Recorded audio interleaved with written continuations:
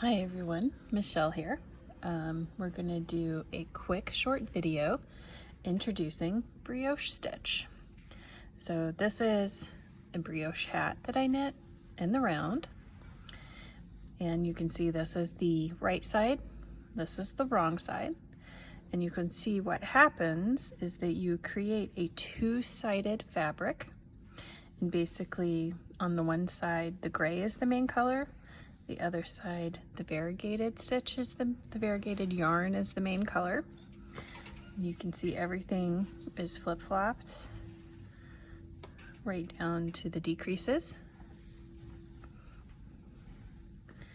and it forms like a double thick fabric, but don't worry, it's not too heavy because the brioche stitch is always much puffier than the needle size that you use. So like brioche bread, it's a very light and fluffy and airy, and you can see it's super duper stretchy, very stretchy. So you also have to be careful when you're washing your knits. When you get them wet, you don't want to pick them up by one end, they will stretch out really bad from the water. So you want to like cradle them and gently squeeze out the water. Don't twist, because again you can also stretch it out. Let me show you what happens when you make a mistake. I've got to find it first, right?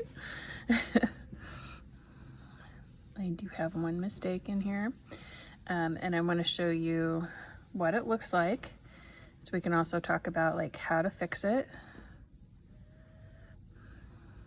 You will see it looks like right here. Right here, you will see there's a bar that comes across the front of this gray column. What happened there, instead of working, you'll see right here, you can see the variegated yarn on either side. That stayed on top of this knit stitch, and I worked the yarn over, or shawl, which we will talk about, of this knit stitch with it together. And on this one, I just slipped the stitch over instead of doing it as a yarn over. The easy way to fix this is at the very end, you will take the gray yarn, and I can duplicate stitch over the top of it, and it will make it not unnoticeable. So if you make a mistake, it's not the end of the world.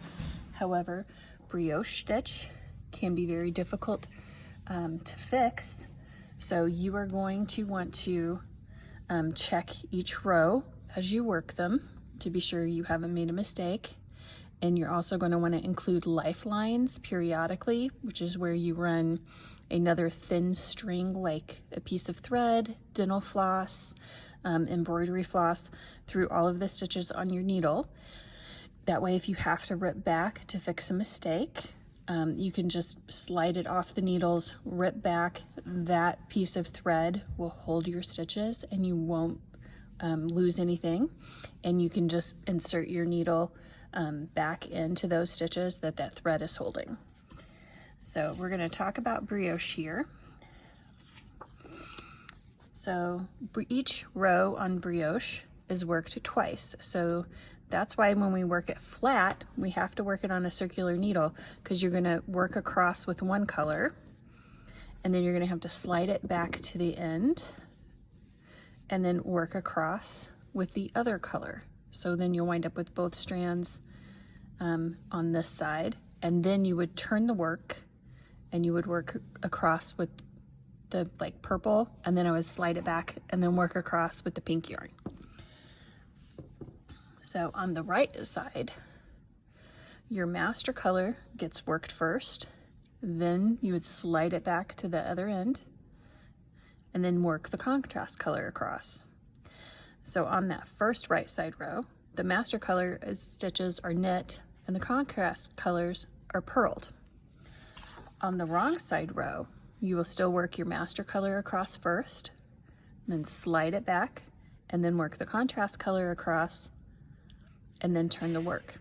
And on this wrong side row, the master color stitches are purled and the contrast colors are knit.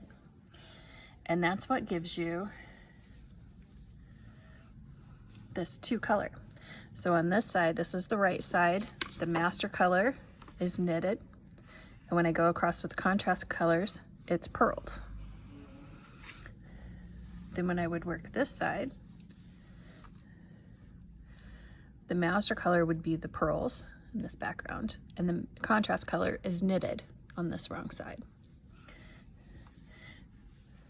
So basically what you're doing is you're forming a double knit fabric that has the knit side here in the master color and a knit side here in a contrast color, and their wrong sides are actually woven together in between the two, and that's what those little shawl and slip stitches do. So I'm going to show you, this is the current project that we're working on. I've cast on to be sure my stitches, my yarn that I have chosen works beautifully together, so it's a little swatch. We will be working the Angle and Inclinations cowl by Anne Blaney, and this is a free pattern from knitty.com. She has some great notes, so be sure you read through the pattern. She has some yarn characteristic notes to help you choose what yarn would work best. She talks about recommended needle sizes, and she has important notes about gauge for each one and pattern notes about the construction. And then also about the pattern being broken into sections, a list of abbreviations in the different stitches. And here's continued more stitches and more techniques. Okay. So here, all brioche begins with the setup section. That's basically what I have worked here, is I have worked the setup section up to the first row 8B, and I'm ready to repeat setup rows 7A to 8B 3 times more. I can tell where I'm at. Okay, you can also see here, each row has a part A and part B, worked with master color and then contrast color. So you'd work across with the master color, slide it back to the needle end, and then work across the row with the contrast color. So I can tell that I have worked an entire set of rows, A and B, because I have both yarns over here at one side. I can also tell, see this, the last stitch that I worked was right here with this pinky yarn, which is my contrast color, right? And I can look to see, you know, what the stitches were that I've done. You can see, let me show you here. With the contrast color, I slipped one, and here's the shawl for it. Okay, slipped one with the shawl. Here is, and your shawls aren't going to sit very perfectly on the edges because it's like a yarn over kind of like at the edge, and it's not attached to any other stitch. It's attached to this stitch, which pulls it over. You can see here's a stitch with a shawl made properly. It's attached on either side to these other stitches, so it sits perfectly on top of or on the head of this other stitch. You can see here's where I knitted one. So here is a slip-on yarn over, and this is the BRK Brioche knit, where I knit the knit stitch together with its yarn over shawl, and you can see here how it looks like this is a head and this purple is a shawl around the shoulders of the stitch below it.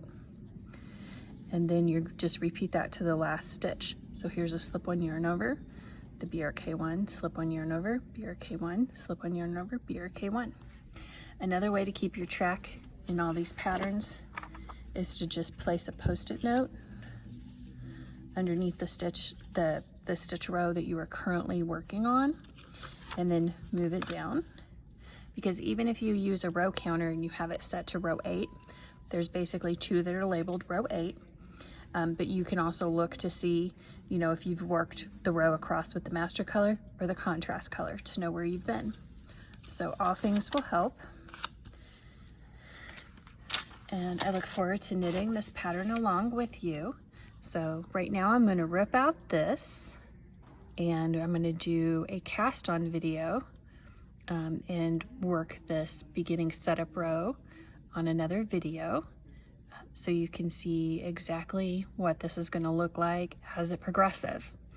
Because the first, I'd say 3 or 4 rows, you can't really see these columns forming until you get probably about 5 rows in, and then you'll be able to see these ribs of the colors, like where all the purples stack up and all the pinks stack up. And you'll see here, one interesting thing about this pattern is as you're doing your edge stitches, they actually turn on the side. And you'll see here's like a nice chain up each edge of the shawl. That's going to be quite pretty. So I'm going to end the video here and we will move on.